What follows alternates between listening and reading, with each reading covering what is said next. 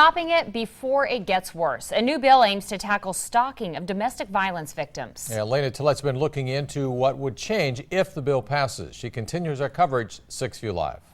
Convicted of stalking multiple women, Damon Haynes was sentenced to years in prison. One victim, Latasha Edwards, seen here testifying at the state legislature. I could not complete one police report before my voicemail and inbox were flooded with texts, multiple messages from my stalker. Edwards supports a bill that seeks to include this type of communication as evidence of stalking, texting, social media, emailing, and messaging.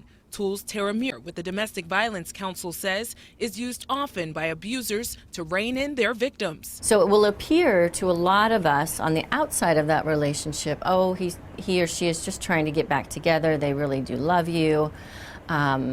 But only the victim knows that some of the things that stalker is doing are very threatening. Muir says as the law stands now, to get a protection order or bring charges against a stalker, they would have to use language that, quote, seriously terrifies. But Edwards says her stalker knew how to push her buttons in covert ways. Damon used text as a form of code so that if the average person was to read them, they would seem harmless.